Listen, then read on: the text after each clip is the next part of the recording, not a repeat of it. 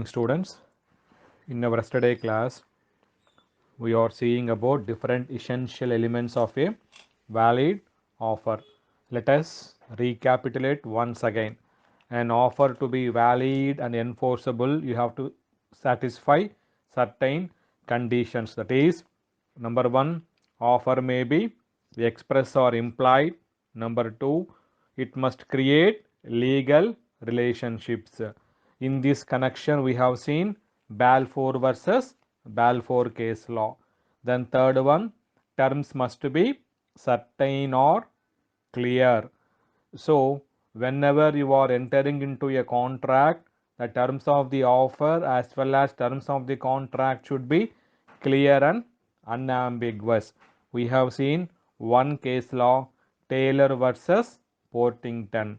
Number 4, it may be specific or public. Number 5, offer and invitation to offer. We will see the difference. And lastly, the offer must be communicated to the offeree. Today we are going to see number 4th point, that is offer may be specific or public. So whenever an offer is made to a person or group of persons, it is called specific offer. If it is made to the public in general or society or community as a whole, it is called a public offer. The specific offer can be accepted by only that person to whom the offer was made. However, general offer can be accepted by any person. So we have seen one case law, if you remember, Carlyle versus Carbolic Smoke Ball Company. In this case, what happens? One company has manufactured one smoke ball and it has given advertisement in the newspaper telling that anybody uses this smoke ball for influenza, that is cold, they won't catch cold once again. If they catch cold once again, we will give them £1,000. For this purpose, even they have deposited £1,000 in a bank, and one person, namely Mrs. Carlyle, she purchased that smoke ball and used that smoke ball as per the description given in the smoke ball. However, even after using that smoke ball medicine, she got cold and she sued the company for specific performance of the contract. That means she claimed £1,000. Subsequently, the company told that it is an public offer. So, however, the plaintiff sued the defendant for the reward. Subsequently, the court held that company was liable to pay the amount to the Carlyle. That means an offer was made to specific or public here. Let us see what happens in this case. Here, one person was there, his child was missing. One person was there, his child was missing. So, what happens? He has published a reward in an advertisement. He told that anybody who finds his missing child, he will give him a reward.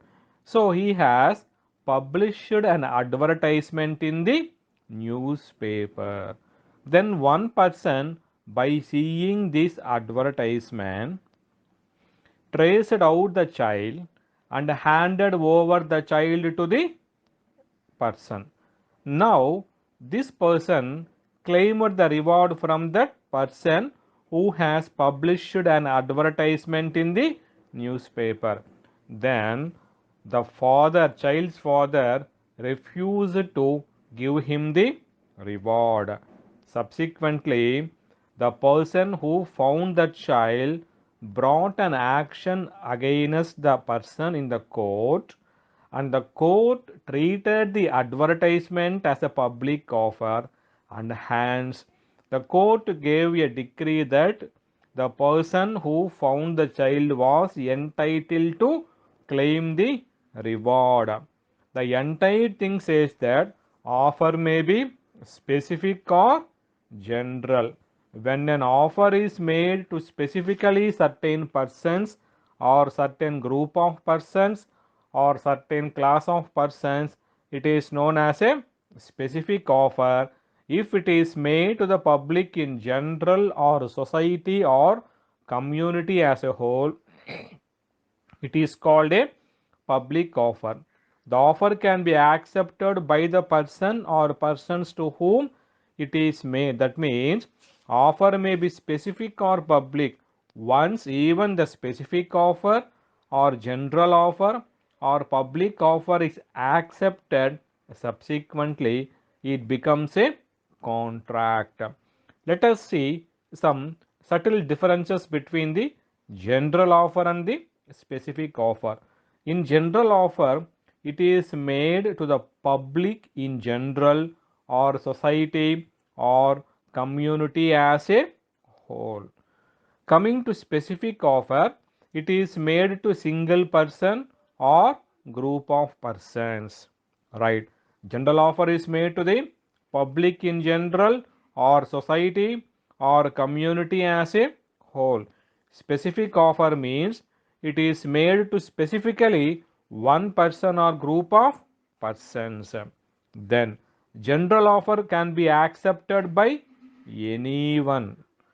Specific offer can be accepted only by the person or persons to whom it is made. General offer can be accepted by any person who acts on the general offer. He is entitled to claim the contract. However, specific offer can be accepted only by the person or persons to whom it is made. Now, in general offer, acceptance need not be expressed straight away. You can perform the contract. That means acceptance need not be expressed. The performance by the offeree according to the terms of the offer is sufficient to enforce the contract. It is what happens in general offer.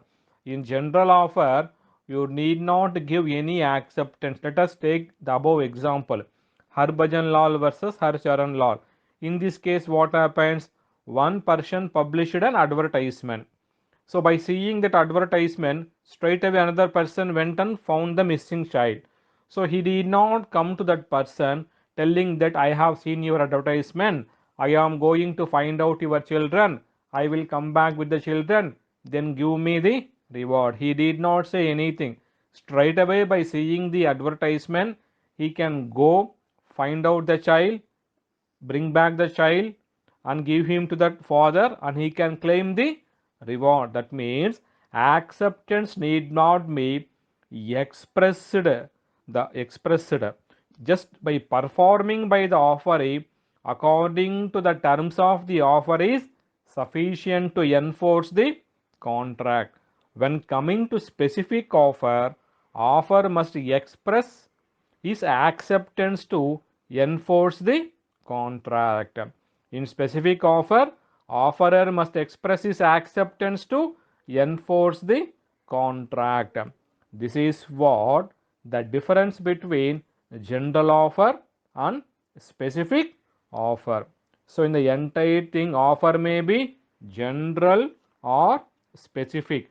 Once again, going back to conditions of the offer, offer may be express or implied, it must create legal relations, terms must be certain or clear, it may be specific or public, offer an invitation to offer, and it must be communicated to the offeree. So, you know that offer may be express or implied, then it should create legal relations. The terms of the offer must be certain or clear. It may be specific or public. Then offer an invitation to offer. There is a difference between the same. We will see it, and it must be communicated to the offeree. Let us move on to the Next point, offer an invitation to offer. Yeah. Now we will see the difference between the offer and invitation to offer. In fact, invitation to offer is no offer. Why? It differs from the offer. In fact, it is an offer to receive an offer. You understand? You are not offering here, you are giving an invitation to offer. That means it is an offer to receive an offer. Example, price list of goods to sell, tenders and advertisement for sale of goods.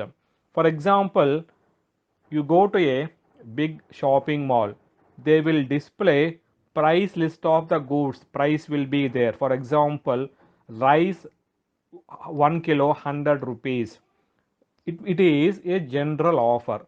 You go to the shop, you will ask whether you are going to sell the rice for 90 rupees. That means you are giving an counter offer. That means it is an offer to receive an offer. Subsequently, for that offer to your offer, if the shopkeeper accepts, then subsequently contract will emerge. The person makes offer to purchase on seeing such price list, showcases, tenders, etc.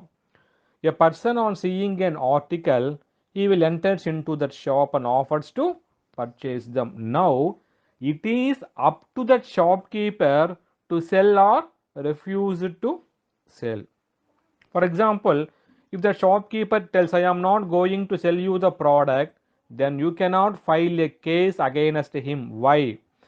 The act of the shopkeeper in placing the article in a showroom, it is not an offer, it is an invitation to offer. Remember, invitation to offer, you cannot sue any person, you cannot file a case against any person. In fact, invitation to offer is something precedent to offer. You understand? Precedent means it is that is first to offer, precedent, subsequent. An invitation to offer is something precedent to offer. That means offer is there, invitation to offer is there, then subsequently you are accepting that invitation to offer. In fact, this invitation to offer, it is not an offer but an act to draw the attention of others to get the offer. You understand? So, invitation to offer is no offer at all, since it differs from the offer. In fact, it is an offer to receive an offer. Understand? Example, price list of goods. Then if you go to advertisement for sale of goods, these are known as invitation to offer but not an offer. Here we are going to see one case law. It is known as Harvey versus Fazzi. It is a wonderful case law for this offer and invitation to offer. Normally in your examination, this case law is very important. Let us see what this case. Here what happens is, one person was there, he wants to purchase one bumper hole pen from Fazzi. Harvey was there. Here two persons were there. Two person, their name was Harvey and Fazzi. Now Fazzi is having one pen, bumper hole pen. Harvey wanted to purchase that bumper hole from Fazzi.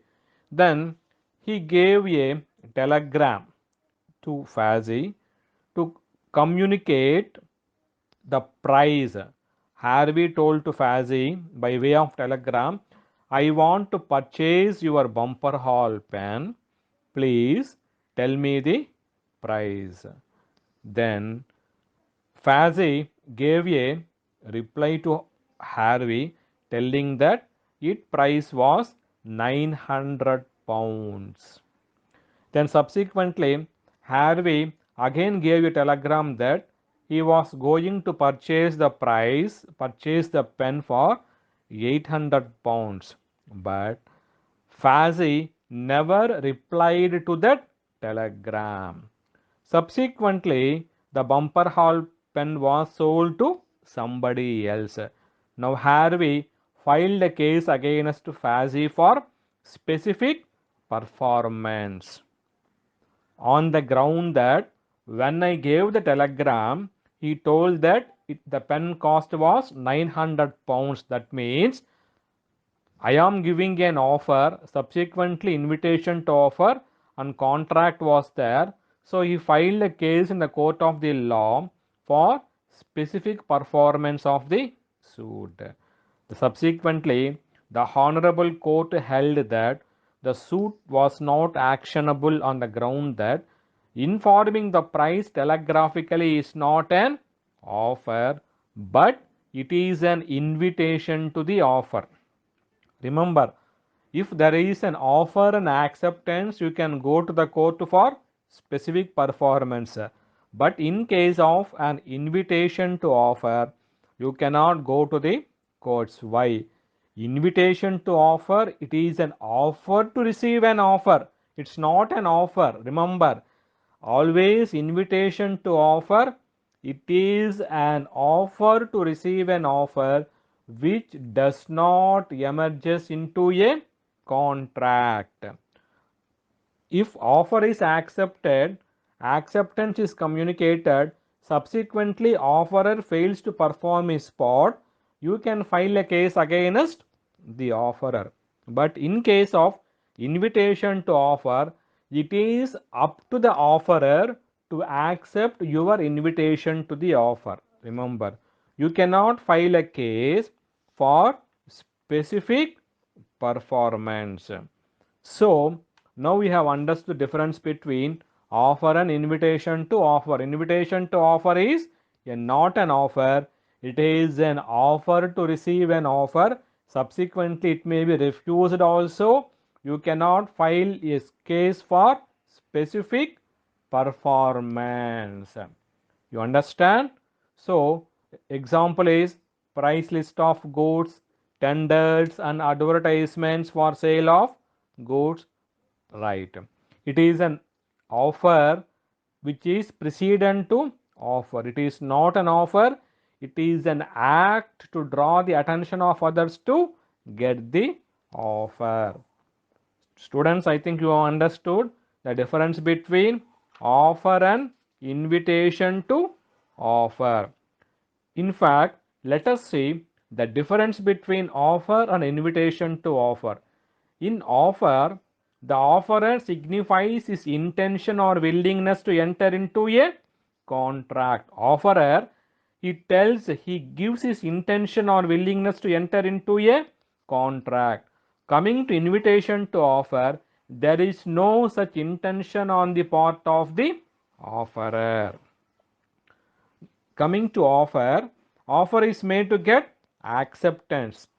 In invitation to offer, the invitation to offer is made not to get acceptance, to get an offer again. Understand? Again to get an offer. Again coming to offer, it is a proposal precedent to acceptance. Before acceptance, offer should be there. Before acceptance, offer should be there. Coming to invitation to offer, it is something precedent to offer itself. If you want to accept the offer, there should be an invitation to offer. Then coming to offer, it gives rise to legal consequences. Why? You have accepted the offer. Coming to invitation to offer, it does not give rise to legal consequences. You understand? These are the differences between offer and invitation to offer. Invitation to offer is not an offer. In fact, it is an offer to receive the offer. Yeah. Next point is it must be communicated to the offeree. So, from the first class itself, I am telling that communication should be there. Offer communicated to the acceptor. acceptor, communication, offerer, his acceptance. If there is no communication of offer, there is no acceptance, and there is no acceptance, there is no contract. Remember, if communication of offer is not there, acceptor cannot assume that offer. So, communication is very, very important. An offer is valid only when it is communicated to the offeree, that means to the acceptor. Again, like contract may be express or implied. Here also communication may be express or implied. Communication may be express or implied. That means communication may be communicated by means of words of mouth, telegram, messenger, etc. Communication may be expressed or implied, even implied from the conduct of the parties. Communication of offer is complete when it comes to the knowledge of the offeree. That means offer must be communicated to the offeree. Again, here there is one case law, Lakshman Shukla versus Gauri Dutt. We have seen the same case law. In fact, here what happens is this Gauri Dutt, Lakshman Shukla was, Gauri Dutt was there.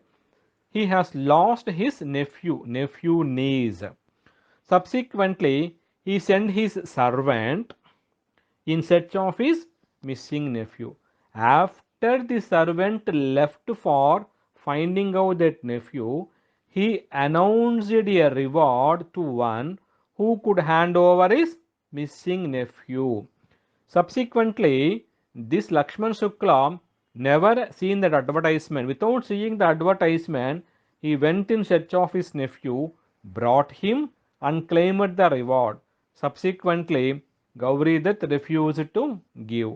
In an action against the defendant, it was held not enforceable on the ground that offer, that is, reward, was not communicated to the offeree. So it must be communicated, offer must be communicated. If you don't know about the offer and if you take steps to enforce that offer, you are not liable to receive the reward.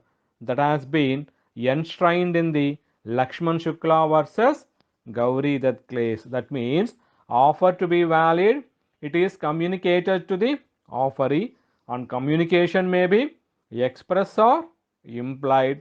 It may be communicated by means of words of mouth, telegram, messenger, etc.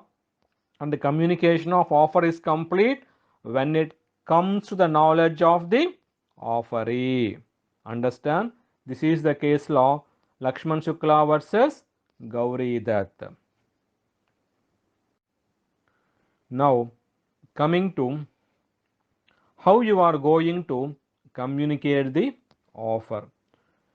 When offer is communicated orally, that means by mouth, it is complete when it reaches the ear of the offeree.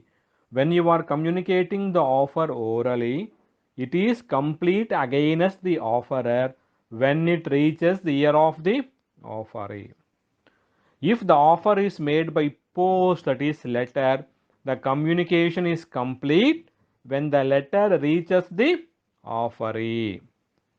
If the mode of communication is over telephone, communication of offer is complete when the words reach the ear of the offeree. So here how you are going to see the offer is completed. When offer is communicated orally, it is complete when it reaches the ear of the offeree. If the offer is made by post, the communication is complete when the letter reaches the offeree. If the communication is by telephone, it is complete when the words reach the ear of the offeree. So this is how you are communicating the offer. Now, any offer can be revoked, any acceptance can be revoked. That means revocation of offer means taking back, withdrawn. According to section 5 of the Indian Contract Act 1872, an offer or proposal may be withdrawn at any time before the communication of its acceptance is complete against the proposer, but not afterwards. Let us take an example. A offers to sell his house to B. Before its acceptance by B, A changes his mind and has withdrawn his offer to sell the house. It is called revocation of offer. That means before the offer reaches the B, you can withdraw your offer. Or withdraw, that means revocation. So whenever you are giving an offer, you have every right to revoke the offer, but the only condition is it should be before the communication of its acceptance to the acceptor and not afterwards. You can revoke his proposal at any time before it reaches the acceptor, but not afterwards. Understand? Yes, students, I think you are following the class. Tomorrow we are going to see the remaining things. Have a good day. This is Srikanth signing in for today.